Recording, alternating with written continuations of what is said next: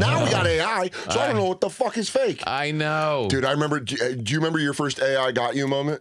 Yes, can I tell it to you? Yeah, dude, I'll tell you. It's so cringy. Dude, buddy. My family was asleep. I came back from the Comedy Store, and I opened up my laptop, and I was like, what is going on with the Diddy case? And I went on YouTube. Keanu Reeves came in. No. And Keanu was like, come on, support me till it's over. Okay. I can only get through it if you support me till it's over. Like John Wick's taking down Diddy? Stop it. It's breaking bread. Welcome, Dan Soder. Welcome. Yeah. I'm working on this impression. Did you go to Disney when you were a kid? I went to Disneyland once when I was 8. Did you ever go to the Haunted Mansion? Yes. When you first go in to that one thing, I saw on Instagram the guy who did the voiceover. Oh, yeah? Welcome. Oh, that's fun. Welcome. That's good. Right? That's pretty good. That's pretty good. I feel like I should start every podcast that way. Yeah, spooky welcome. Especially now that it's... Welcome, Dan Soder. Yeah, but it almost is like... If people don't know you do that, they go, hey, does he have like a problem? Does he have like a throat thing? Yeah, I'd have to reference it every time. It's haunted. Have you ever been to Disneyland? You always have to start like that. Yeah, every impression has to come with a... Have you ever been to Disneyland? This is how I'm going to get you there. Just meet me here and I'll get you there. That's like I was able to do Rick Chrome. You know, the legendary comedy seller. I've probably heard it over 2,000 times. Right. And I was pretty good at doing him. The comedy seller. Yeah. He's like, welcome to the world famous comedy seller. And it's like, Rick Chrome. Yeah. Rick Chrome. And it was useless because nobody knew who Rick Chrome was. But you do the Tom Papa Radio Hour, and Rick Chrome's on it doing an amazing job all the time. Yeah. So that's how you do it. I saw a clip with Eddie Murphy, and he was talking about he was doing Charlie Murphy, and he was like, my best impression is my brother. And he was like, I needed to get him famous so people would understand how awesome of an impression I do. Yeah, and exactly. I really loved that line. When I saw that, I was like, yeah, I completely get that. Welcome. When you nail one person. Yeah, good to see you. We're in Sirius XM yes, for we people are. who aren't watching it. And you had your very successful show here for a long time, Bonfire. Yeah, the Bonfire rages on, now with Bobby Kelly. With Jay and Bobby still going. But it is weird coming That was back. a big move from the outside, just as your pal who doesn't run into you all the time. That was a big move. What was it? Were you anxious stepping away? It was 100% religious disagreements between Jay and I. I understand that. You being a Christian Scientist. I'm a Christian Scientist. He, of course, is a Black Israelite. So we could not come together. I understand. No, man, it was like, this was such a fun job, and I loved it so much. Yeah. We did it 8 years, and I thought we were going to do it too. Right. So after 8 years, you were like, all right. And I told Jay. It's sneaky, isn't it? How the time, like with those projects. Yeah, where you just go, well, you get used to it. You get into a groove and then you do it. It was the most fun I ever had. Yeah. But I told Jay. You guys were great together. When we first started, I was like, the second this in any way feels like a job, I'm out. Because I think with creative partnerships, that's where it crumbles. Yeah. I think it starts becoming like less about what you're doing with the person and more about the treat at the end, which is the paycheck. Right. So it just became a thing where I was like starting to get like, I was starting to have to give up other opportunities. Like a lot of times, like I was supposed to, the casting people from the Miss Maisel show were like mad at me. Like they had me one day where they're like, we can film you in this block. Just come in. They didn't even want me to be a major character, but they were just like, they were really cool. And they were like trying to bring me back. Yeah. But I never could be on that show because I was like, I got to do Bonfire. And they would be like, and I'm not regretting that. Yeah, yeah. But I'm just saying there were other stuff. It was interfering. It wasn't like. There was this stuff where after 8 years, I was like, I think I've done enough. Yeah. I think I've done enough. And what did it feel like when you woke up the next day? Well, I think the first one was I felt guilt. I felt bad for leaving the show, but I gave Joe, Joe, that's so funny. Who's that guy that did the show? Joe Pokerson? What's my old partner's name? Slim Joe Pokerson? No, but Jay, and like, I kind of told Jay the second it became like, like a day where you're like, I want to go in and do it. And also I wanted like I felt bad I knew how much he wanted to do it. Yeah. And I felt bad that I didn't want to do it as bad. Yeah. Where I was kind of like, this is really fun. Yeah. And also. And knowing that he's like, he is like, seemed built for it. Yeah. Dude, Sirius XM is built for, yeah. Yeah. I got in trouble recently for ranting about Howard Stern on my podcast. You did? Well, I didn't get in trouble. Who's going to get in trouble? Me and the guy that films my podcast. But the internet, they're like watching Howard Stern fans that are still committed be like, and who the fuck is this guy? And you go, nobody. I'm not saying anybody. If you listen to the clip, I give nothing but compliments to Howard. But my point remains the same: is he's a shitty employee of Sirius XM. He never like made way for other shows here to be and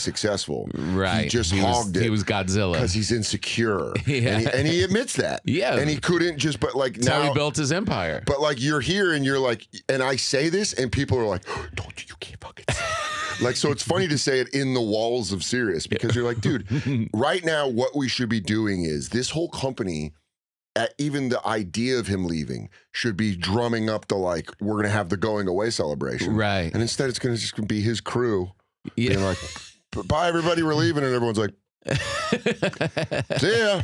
And didn't they come back and say, no, he was never leaving? Nah, they said it was a prank again, or like whatever. The 12th time. But this is what I mean. When he finally does leave, everyone's going to be like, okay. Right. Well, bye-bye. Yeah. I don't know. I just didn't want to overstay my welcome. Yeah. And also a thing is for me personally, I wanted to work on my stand-up. Yeah. I felt like it was getting in the way. Yeah. Well, this takes out of you. I think Big J truly is the funniest human being I've ever met in my life. Yeah. I would swear that up and down. I'm amazed at how funny he can be on everything. Yeah. It was like being running partners with Prefontaine. You're just kind of like, I'm tired, boss. I'm trying to keep up. I just want to go home. And so once I left, I felt guilty, and then I felt like itchy. There were like topics I would call Jay, and we just have like these hour conversations. One time we were on the phone, we were both on the road, and we talked for like probably like 2 hours. And at the end of the phone call, he goes, well, we just did a bonfire. Right. And I was in Buffalo. That's what I was. And I was like, yeah, because I called him about something I saw online. Yeah. And we still have that. We had that recently when I did Skanks and like hung out. But I go over to his house. That's what I enjoy now is like, it's so far, it's been a couple of years. Right. So now we're just buddies again. That's cool. And that's the shit. Good.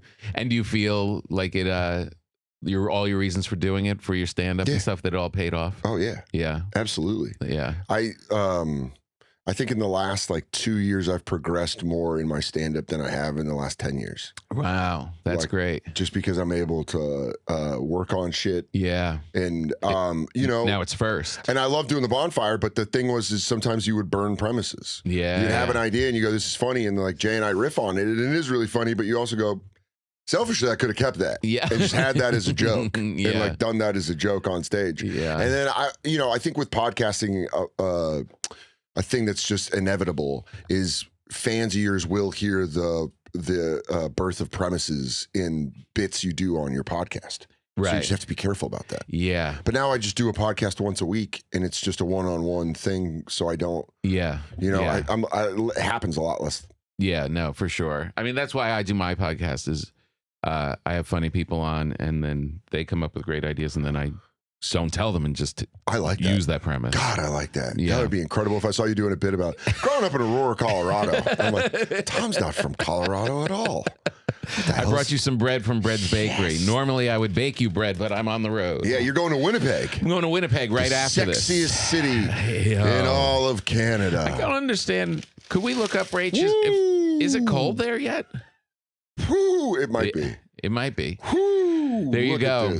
They're a great bakery here in New York. They sponsor.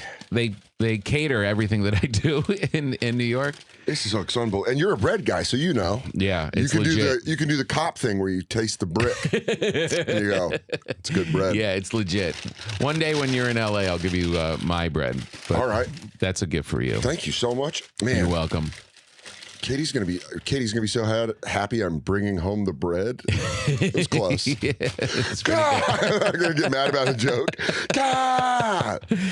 So when you're growing a lot, is it mostly in the city or are you on the road? I'm on the road. Yeah. I'm on the road. I mean, I stay in the city. The best part about the city is it's so convenient. I know. That like Mondays and Wednesdays, you can just do spots and it's like not a big pressure on your schedule. I know. It's so good. Yeah, I LA, really miss that. you can't. LA, it's like 30-minute drive to a club and you got to park. I was out there recently and I was like, oh man, I remember when Nate moved to LA, he was like, I'm going to do the same amount of spots. And I was like, impossible. He's like, I'm going to do it, buddy. And he did it because he's so determined. That's he like did it for like 2 weeks. And then he's like, I can't do it, man. I know. Just getting in your car and seeing on the navigation, the Comedy Store, 25 minutes. You're like, oh, geez. But for me, it sneaks up on me where I'll be like, well, I'm just going here to here. And I'll plug it in and it'll be like 40 minutes. You're like, really? I don't know why I'm adjusted to New York City travel, which I know everything will take 25 minutes. Right. Yeah. More or less 25 minutes.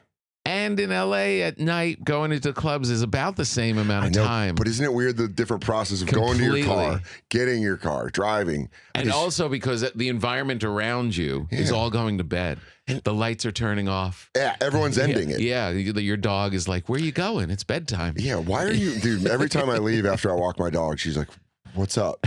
I pooped and peed. We're in. Yeah, we can. Yeah, lock the door until it's bright out. Yeah, well, leaving a house on a dog and them not understanding, you're like, I got a set. It would be scary if my dog was that smart. She's like, got it. I know. My dog's so dumb. He gets sad when I come home with my bag. Oh, I love that. Just seeing the bag is like, oh, come on. Triggered. You were just gone. Well, you're coming in just to tease me? I know. I have to like unpack it and store it. Oh, really? Before he'll relax. Like if you just leave it open, or just leave it around, he's like, you're leaving again? You just walked in the door. I have to put it out by the door the night before. Because a lot of times I leave early. Yeah. So I'll be like, well, I guess I'm going to the bathroom, Myrtle. And then I'm getting dressed in the living room like I'm cheating on my wife. It's true. And then I grab my shit and I'm out the door.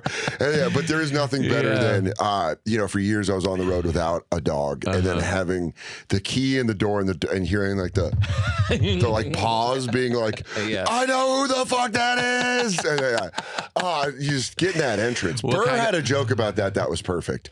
He's like, his wife was like, you're so happy to see the dog when you come home. He's like, yeah, well, you're not shaking your ass going nuts. And it's true. It's like, dude, every time she's like, what kind of dog is it? She's a mutt. A mutt, yeah. Which?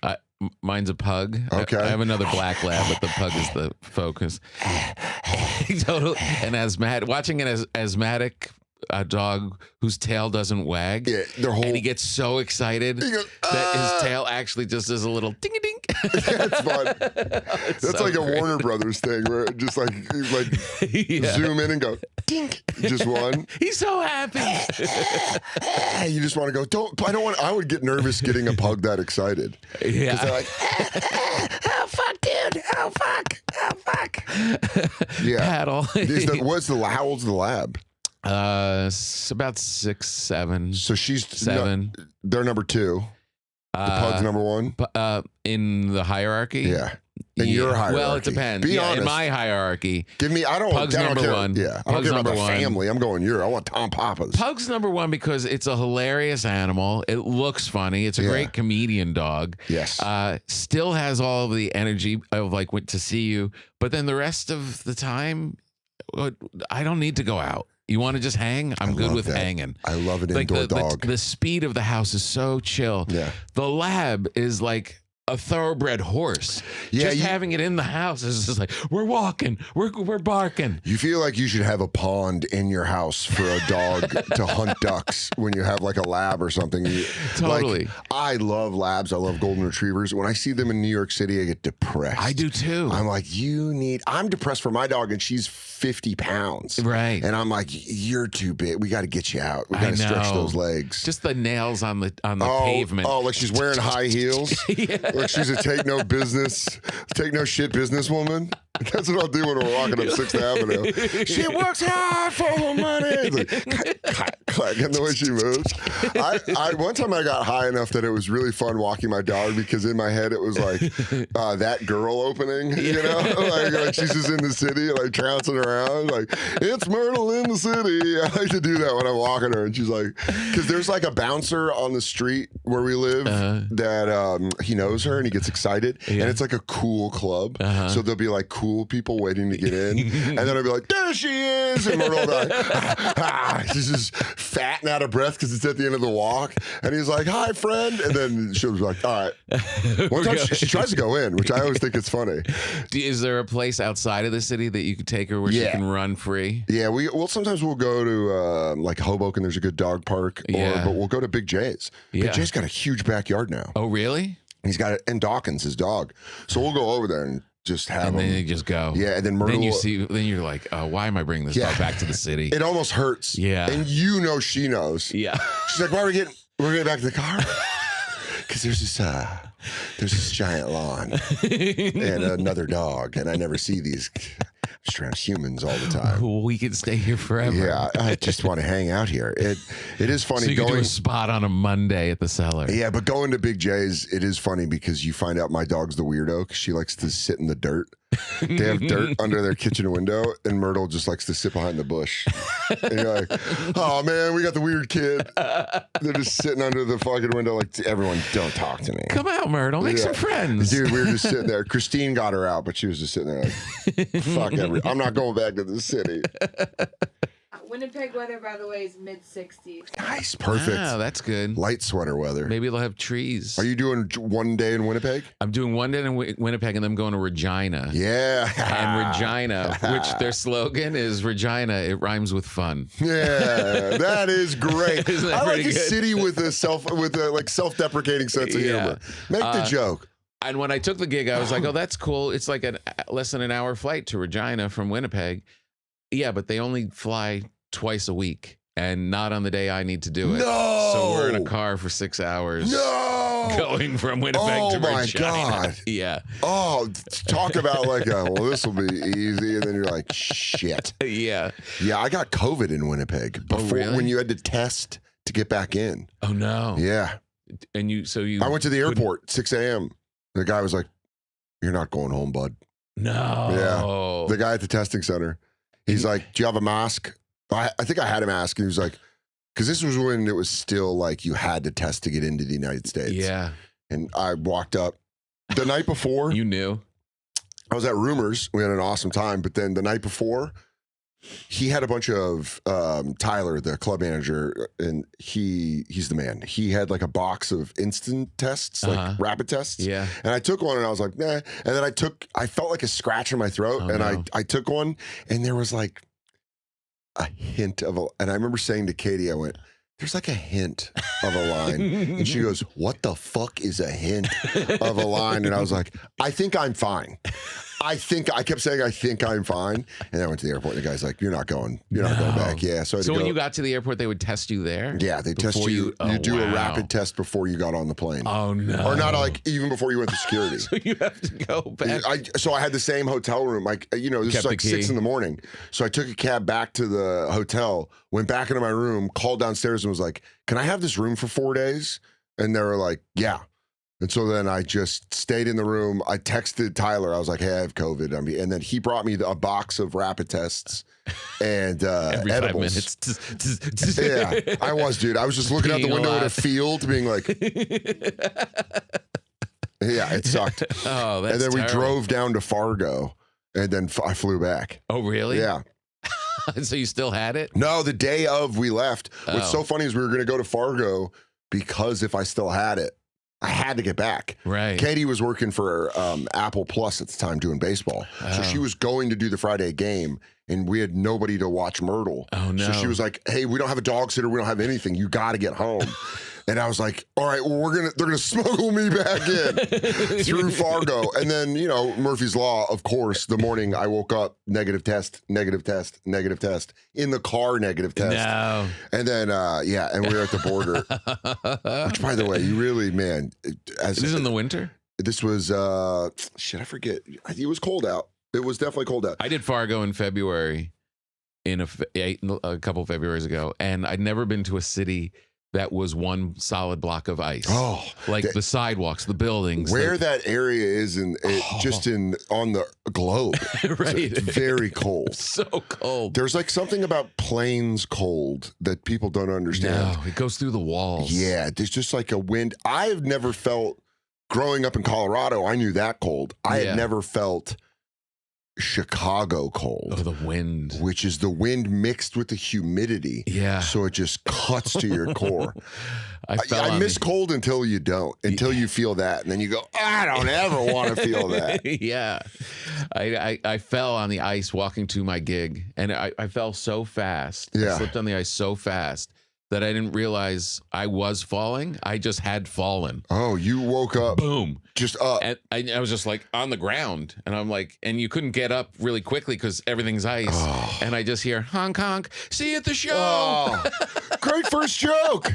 Great opener. We'll see you in a couple. We'll see you at the show. And then you're like, maybe. And you come out with a cane all fucked up. Falling in front of people is a thing where it's mortifying when you're little, and then as you grow up, you learn just laugh when it happens. Right. I was going to, when I was a waiter in Midtown, I was like taking the 6th to 51st Street, and I got off and I had a full hot Dunkin' Donuts coffee, and I was running up the stairs of the subway, and my feet slipped, and I just like, boom, and like coffee went everywhere, and I went, and I laughed, and I saw a guy watch me see it, and when I laughed, he laughed, and you're like, all right, this isn't as bad as I thought it was. Yeah, the humiliation. Yeah, of, but when you go, that's when someone, okay. Don't touch me. Maybe we need to bring back that.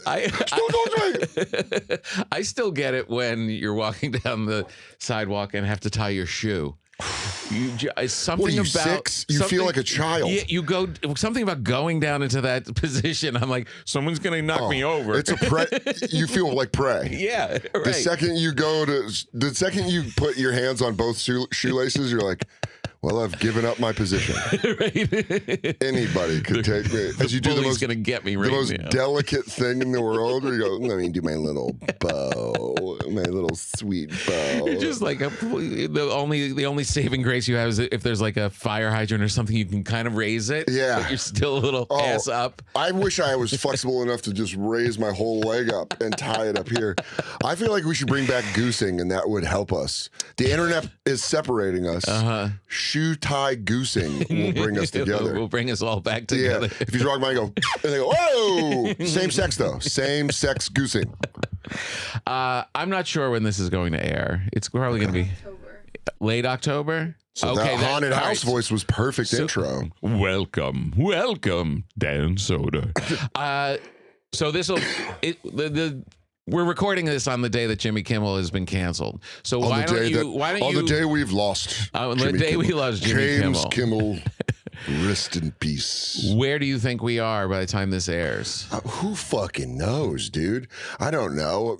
The Saudi prince is running the FBI. Who fucking knows? Yeah. Well, I don't know what kind of weird explosion at the flavor factory happened, but it just feels like there's marshmallows in my marshmallows. You're like, everything is going wrong. Is Kimmel back on the air? If we're lucky. Yeah. If we're lucky, if this is... Kimmel's back on the air if we're lucky, and the people that said they were about free speech were actually about free speech. Right. That will be the test. That's going to be the real Kimmel, tell. we don't know what's happening. I don't know, but just all the people that were like, free speech is the most important thing. Yeah. Kimmel will be on the air. The left is canceling everything, and now all of a sudden the right is canceling everything. It's almost like everybody's the same. It's almost as if we're all humans, and this is a tough thing, and not one side does everything and the other side does nothing. When when your team is doing well, it's great. And whoever the first guy that accused the other side of being pedophiles, everyone was probably like, "Whoa, Steve!" And he goes, "No, they fuck kids, dude. I'm serious." And then they go, "Whoa, hey!" And then the other side goes, "You fuck kids," and then that's just where we're at. It's just like, no, you fuck kids, you fucking. You go. I feel like some of you actually are fucking kids, and you're like getting away with it by all this happening. Yeah. But it just felt like the first guy to do that. He goes, "Yeah, I don't know, man. They're just fucking kids. And I was like, whoa, whoa, Don, you didn't have to go that He far. goes, I'm serious, dude. I think they fuck kids. Really? And then the other side, them getting mad. No, you fuck kids. It's just so like, we're in hypocrisy. It's so clear. We're in such an unserious point in human civilization that like anybody living's grandparents, even if they're still alive, would want to smack the shit out of us. Right. What are you guys doing? You have food delivered to your houses? You're gonna have computers. What are you complaining about? You guys get along. Right, exactly. But it is like the internet's very divisive. There's money in being divisive. That's been that's just human history. Yeah, no, absolutely. And the people that control dividing it are going to make the most amount of money. Yeah. They fucking hate that if we get along. Yeah, right, exactly. You just profit off of everybody being pissed off. Everything is recorded now. So if you talk that shit, this is a joke I had that never worked, and you'd appreciate this. The marriage ref. Yes. I said one of my favorite parts of being in a serious long-term relationship is she watches me talk all the shit I never back up. So like all the like, fuck that guy. He's all like, dude, I saw this clip where he's all like, and then we're at a comedy club. I'm like, well, there he is. And she's like, what the fuck? I have to like watch her face go like, and you go, I know. I was like mad that day. I don't think I had breakfast, so I was in a bad place. Yeah. You know what I mean? And I just feel like all of it's recorded. So now everybody is like, well, you got a pot. Like when they were, I don't know if it matters though. I don't know. That's the part that's the scariest. The scariest. Because then you go, what's it all for? It's all recorded. Like at the same time that Trump's in the UK going, something weird happening over here. Those guys are nuts. You arrested that comedian for talking shit? That's not free speech. And they go, what about Kimmel? He goes, what? Right. Cutting into a steak? About what? About who? Yeah. Never heard of him. Yeah, low ratings, had to cancel. Yeah. I don't know, man. It's also just impressive how people will immediately bend backwards to argue an opinion they were going against. It's so funny. 2 years ago because it wasn't their side. It wasn't their team. Yeah, that's why it's like the people of course we're late October. I don't know where it is, but the people initially, because we're talking, this is the morning after. The morning after, yeah. The people I've been like, oh, is like Tucker Carlson has come out and gone like, no, you can't be doing this. You can't be using your power to silence voices, and you're like, let the dork talk, you know? And you're like, okay, all right. Sometimes he makes sense. Tucker's cooking.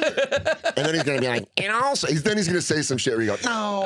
It's like, yeah. He said that? I didn't see that. Last night I saw that. And of course it could be fake. God only knows. Now we got AI, so I don't know what the fuck is fake. I know. Dude, I remember, do you remember your first AI got you moment?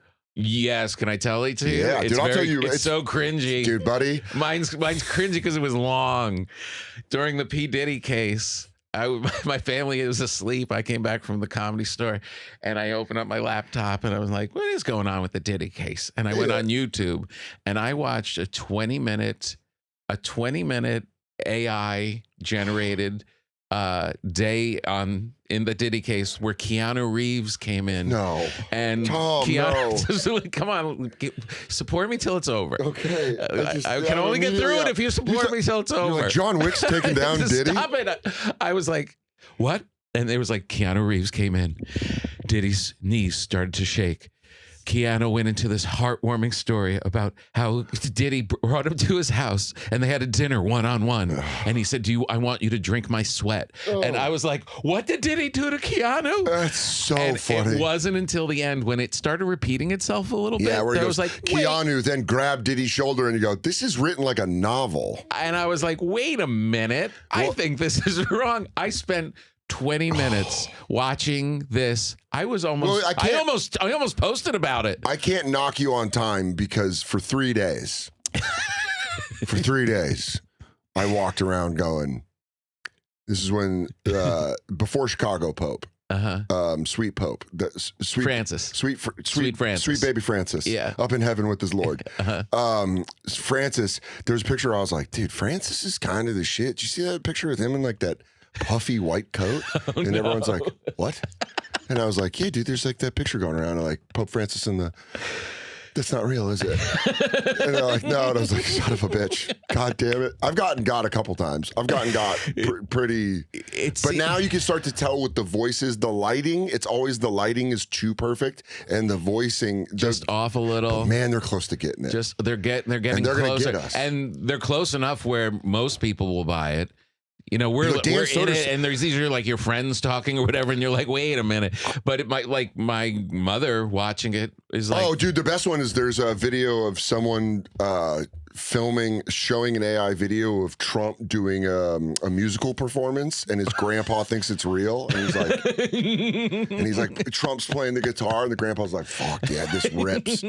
I think it might just be the video. But when you see it, you go, oh, that's so clearly AI. But if you're older, yeah. Dude, I'm going to get got. It's going to be funny in 30 years when I have just absolute resin brain and someone's like, yeah, he signed away his money to his dead aunt who died in 2007. I was like, Karen, good to see you. So I just sign right here and then you get my money.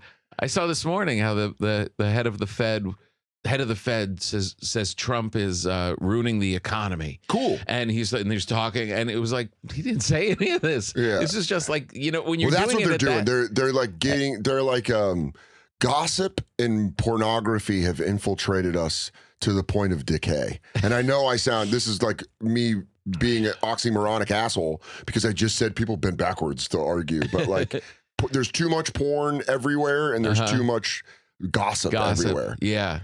No, that's how they report now. They go like, see Trump's hand. I don't know. Take a look.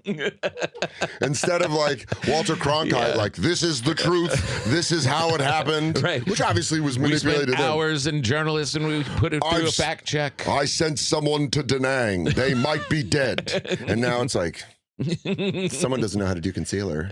Oh, you catty bitch. Oh, CNN. And they're like, you call that a suit? Melania's hat's weird. We'd like to thank the good people at Mint Mobile. If you're overpaying for wireless, it's time to say yes to saying no.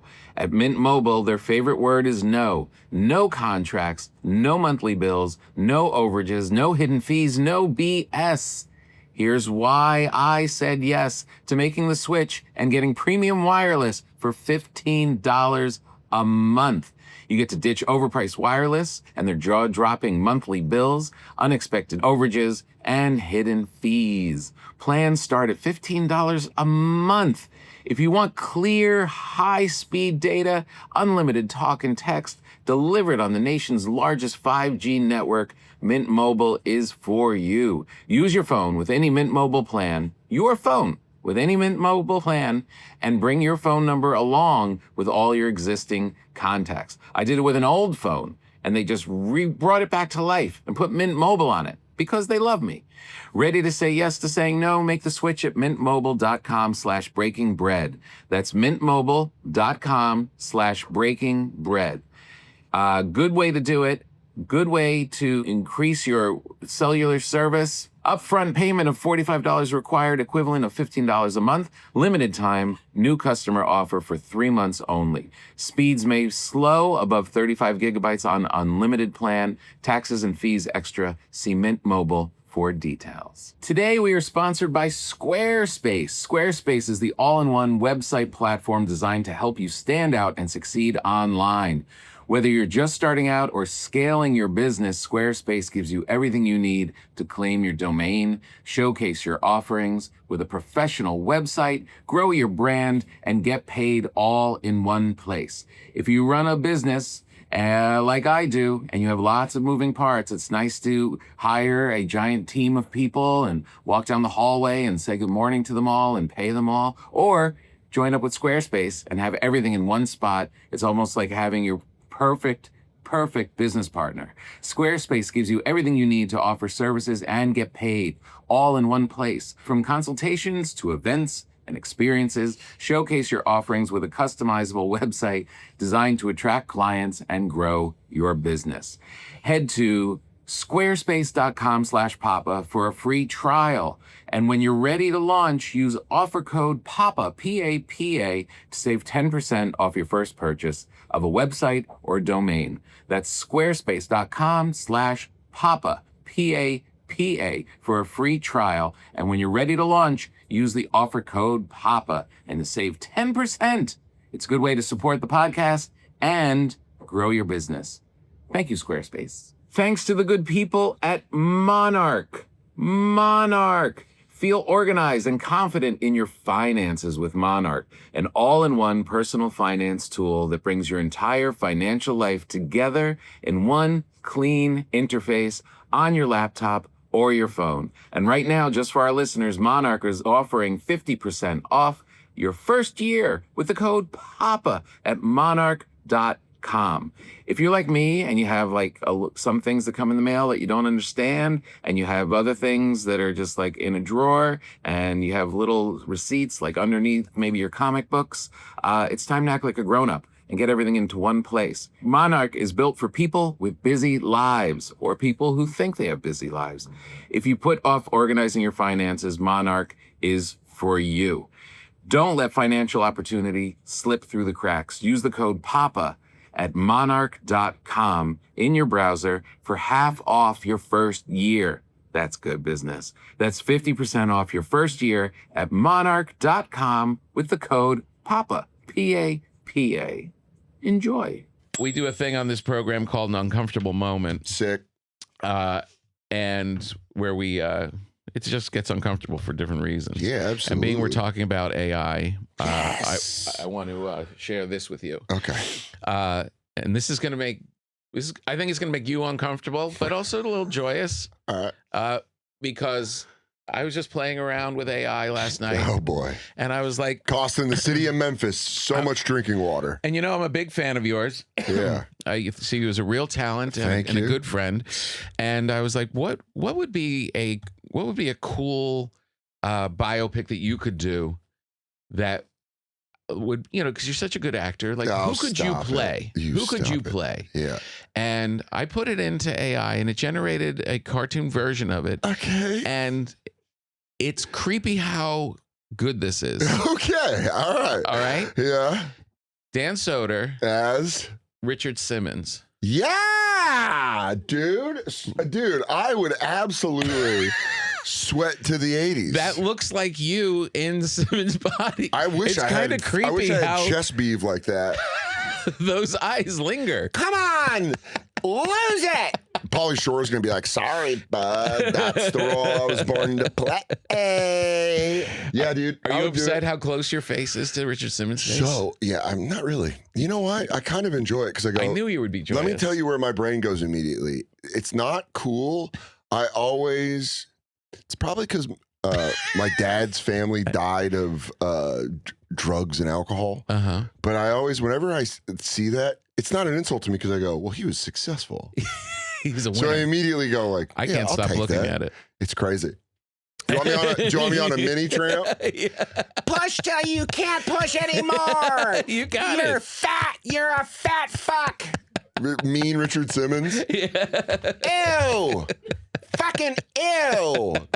I would fuck guys, but you grossed me out to the point I don't even want to have sex. Yeah, and I can see you doing like the stuff that we've never seen before. Richard like doing that at home. There he goes, get in the fuck swing or you're dead to me. Yeah, right. And you go, damn, His he little, partied. his So little when- servants. when Netflix did the stand-ups, the first season of the stand-ups, they filmed 6 half hours, and Nate Bargatze and I were both on it, and we filmed it in LA, and we Nate Airbnb'd a house, and me, him, and Mike Vecchione all stayed there. Right. It was in the hills, and we were next to Richard Simmons. We were No. in the house next to him when all that drama was happening. No. Where people said he had disappeared and stuff. So we were on They didn't know Richard Watch.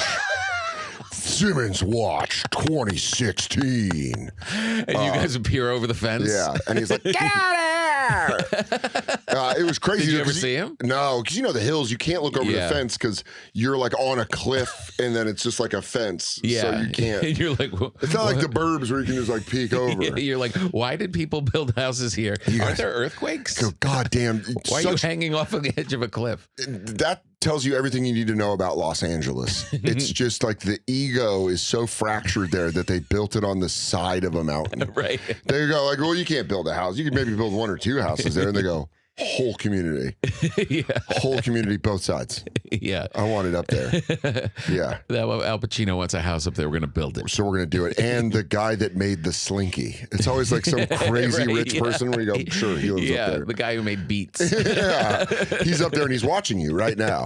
We all can feel it. His eyes. You never spent time in LA? Like Very rarely. You didn't move there at any point. All New York all the time. Never cared for it. Never cared for it. Never cared for the city. Went to college in Tucson. Yeah. So I got the whole like hot and flat thing there. Yeah. And then I was kind of like, this sucks. I want seasons. That's Yeah. specifically what I missed living in Arizona. Yeah, yeah. Was I missed like right now. How great is it in New York? I know, it's so perfect. The cold goes like this. What are you doing? And you go, I don't know, what are you doing?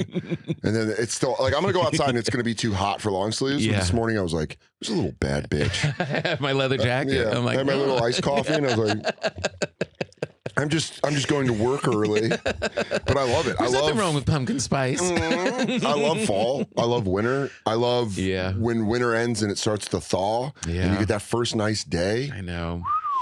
Here's the problem that I have, though, and I know this is for our listeners. I can't stop talking about this to everybody. Okay. But is my New York LA conundrum. But being in LA for a good period of time with my kids and stuff, A great place to raise a family. and have a house and have spread out Backyard. and a dude. backyard. Yeah. The idea of selling all of my possessions and dragging my black lab back to a 2-bedroom Yeah. and just like living back in that. I don't know if I can do it. No, you can't. You can't put it. I'm watching it. You know, I've brought up Big J's house, Yeah. but like I'm watching my friends move to Jersey in like upstate. Yeah. Bobby moved upstate. Right. And you go there and you go, yeah, I want this. You I do. want space. Yeah. But Katie's got, she just started her show here at Sirius on Mad Dog Sports Talk Radio. Listen to it. It's called Nice. Fan Service from 12 to 1. And then she's got her podcast that Sirius XM's producing. And we live off the F train. So what the fuck? Right. Like, we're going to leave now? I know. No We way. moved in. I'm not joking. We moved in the day I left the bonfire. Really? And I was like, of course. Right. The train that's 3 blocks away from us goes under the building where I worked. Right. And for 8 years, I was coming from Queens and then Jersey, just being like fighting traffic every day. And then now we live. So I was like, when she was like, I want to stay here, I was like, yeah, we will. But Yeah. New York City apartment, it's like, it's so out of control that I don't even know if we will the next time our lease is up. Oh, really? Yeah, they're just going like, I know this isn't funny, Yeah. but this is truly what I believe a big problem in society is people that run companies don't work at the companies. They work at these like venture capitalist firms that own a bunch Right. of things. So all these companies are beholden to a guy that is down in fucking FIDI. Yeah. And they're like, well, you're not knowing how this is running. So all these like companies that run stuff the product is off. Right. And all these apartment complexes are like raising the rent where you're going like, yo, dude, money isn't going up. Right. So what the fuck? Yeah. How many Chinese, Russian, and Saudi millionaires are sending their kids here just to live in these Or apartments just where you're like, buying them and keeping them empty. yeah, I had to do fucking. I live with an Emmy Award winner. I was on 7 seasons of a Showtime show, and we're barely paying the rent. Right. And we're like, come on, guys. I need you to come out to those theater shows. I know. I got rent to pay. What the fuck are you talking about? I know. When I've been out of the New York loop, so I didn't see the mayoral race. Oh, that was fun. Coming up. Yeah. And but gonna my get daughter's living here. Okay. And you know, she grew up here as a little kid. And she's like, I'm like, so what's the deal? And she goes, yeah, everyone loves him. Yeah. Mom Donnie? Mom Donnie. And I said, Zoran? I said, why? What's the deal? And she goes, oh, just that people could actually afford to live here. And I was like, well, that's what's crazy where you go, fuck the culture war. There literally is one guy going, dude, he's the rent is too damn high guy. Yeah, right, exactly. If Rent's that guy too would've- high. If the guy would have ditched the gloves, I would have voted for him back then. If he would have taken off those weird fucking handling a piece of art gloves, I would have been like, yeah, the rent is too damn high because it was too damn high back then. Yeah. So now anybody, you want to win the New York City mayoral race, just go, dude, I'm going to do something about the rent. Yeah, Because this rent's too shit's high. nuts. And people are going to go, Thank you. Right, exactly. Instead, I'm going to go, what's your opinion on trans police officers that compete in the FDNY versus NYPD boxing thing? Because I don't want no guy that's not a girl beating up my lady police officers. I don't give a shit. Fucking fix the rent, you motherfuckers. I know. When I had my last place here, it went from $5,000. It was a big place. We had my kids. I was on TV. $5,000 in like 2011. By the time we moved to LA, in 2 years later, they came to me and said it's now $8,500. Yeah, that made me feel something. I'm like tearing up. This is upsetting me. In 2 years. Last year they did that to us. First year they didn't fucking move. And we were like, all right. It's, in one of those disaster movies where they go, all right, we're going to be okay. And you go, no. It's like a backdraft, where you go, no, you open it, there's nothing there. And you go, that thing's going to fucking shoot back out of you.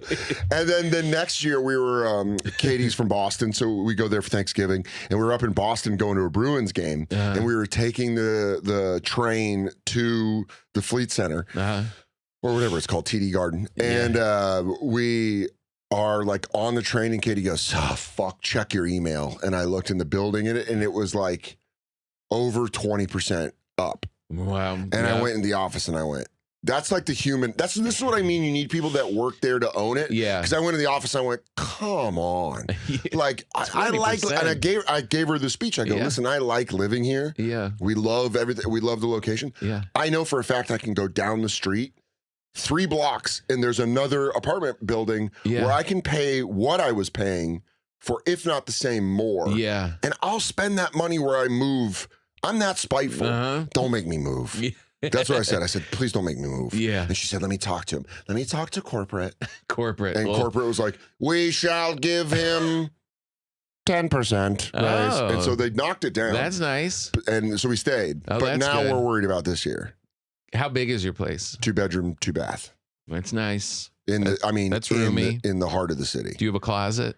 Yeah. Our closets That's aren't always great. the funny thing about New York. My daughter just moved and it was like, no, we found this place and it's got 4 bedrooms and everybody can fit in. It's just great. We got all these bedrooms. We have not one closet. We have a dishwasher. And we have a laundry. Yeah. Very small though. Oh, that little, Yeah, dude, we get mad. Yeah, we had that. We get so mad where you go, cool, let's do 9 loads today. And it's like, oh my God. We put the bathroom rug in there one time. It's like, crank. It sounds like I'm tossing Katie around. You ever put they go, I think that apartment is pretty abusive.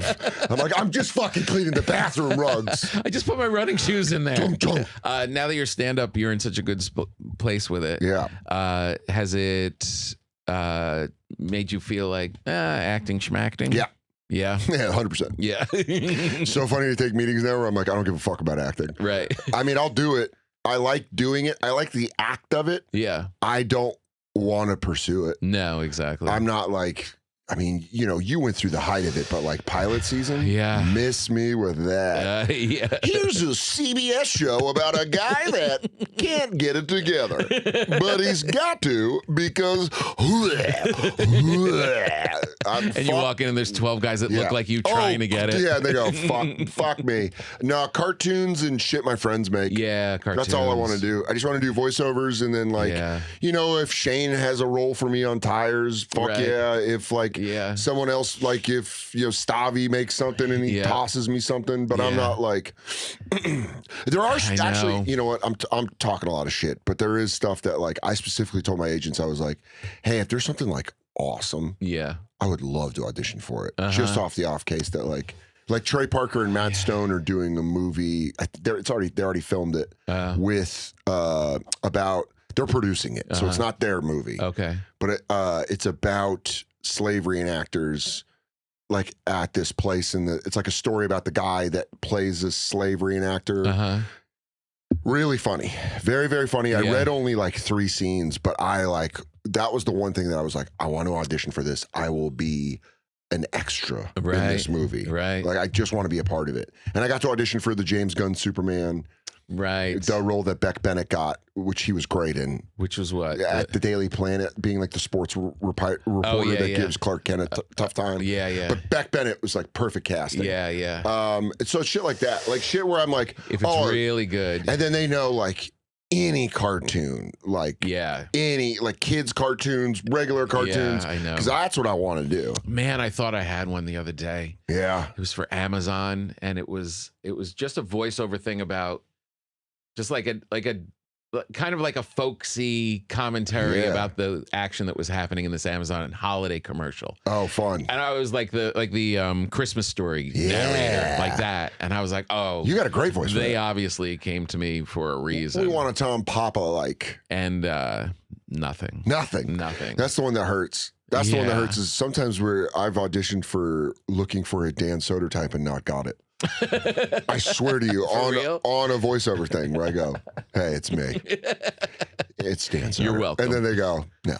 Go, okay. But it's like I got to do an episode of Robot Chicken, and that was like, you don't want to seem too desperate, but at the end of the recording session, I'm like, I'm seriously available anytime. I will live here. I don't need money. I do stand up. Please let me do voiceover for your fucking shit. Yeah, I love it. Have you been in like a big Pixar kind of a No, thing? I haven't done any voiceovers for movies. I've done like Paradise PD on Netflix, Robot Chicken, a bunch of other random shit. Yeah. But I just like doing it. I think it's very so fun. Great. And cartoons are very fun. I know. I never know though. Like, do you ever get them and you're like, do they want me to just be my voice because you're such a distinct voice, or they want me to character it up? I'll do both. Because sometimes I'll do a character and they'll go, what are you doing? Yeah, right. Exactly. That's how I always feel. Oh, shit. We didn't come to you to be SpongeBob. Talk like you talk. And you go, sorry about that. I thought you guys really wanted. What's going on, guys? Well, okay. And they're like, stop doing that. Yeah, I mean, I don't know, man. I enjoy doing like, I don't think I like to do impressions, but what I like to do is like fuck around with them more than anything. Yeah. So I'm not a really guy that you can go like, hey, we're looking for you to do this impression. Right. It's like if I have fun doing the voice, I'll want to make jokes as the voice. Yeah. And that's what makes me laugh. Right. You know, like anything where I can go like, oh, I can just fuck around. I was on Mike Feeney's podcast and we were talking about Sam Elliott doing those commercials with Rob Gronkowski. But like where they're roommates and it's just like him living with a guy with CTE being like, man, I don't know if you should be driving, Rob. I get a little nervous sometimes. I come downstairs and Rob, well, he's at the refrigerator. Sclear's been standing there for about 30 minutes wetting himself. But yeah, there'll be like stuff where I like and to you fuck can just around. go all day long with it. Yeah. That was weird the like bonfire that. was. It was just like, oh, I'll fuck around like that. Right. But acting is so hard. That's also the thing that people don't bring up. It's like, you've done it. I mean, you've been in fucking big ass shit. Yeah. It's you see like when you see real actors. You're in a movie with Michael Douglas and Matt Damon. Right. You're watching them act. You the go, scene. oh. Yeah.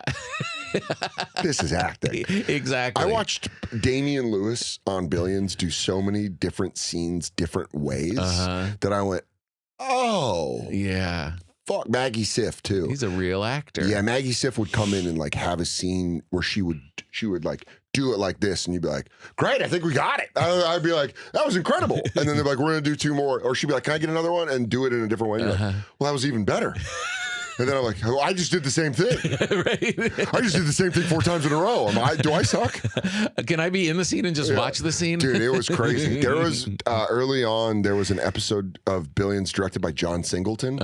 And it was just, the scene was, I was in Maggie Siff's office and Damian Lewis comes and needs to talk to her. So he kicks me out. But that was the scene. And it's John Singleton directing. And it's me.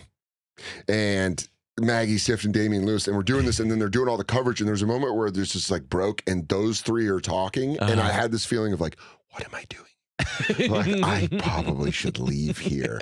Right. Do they know I'm here? It was like one of those things where you're like, I don't think they know I'm here. Not in an ego way, in a total like, I should leave. I should probably get going. It was crazy. I know. Whenever they talk about what's your motivation, it's like not to get fired.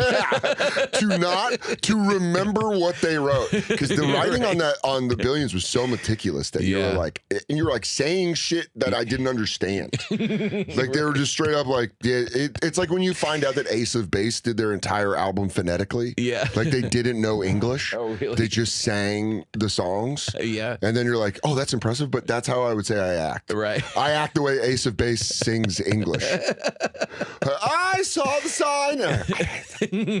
I did a play when I was in college where I had to play a doctor, and and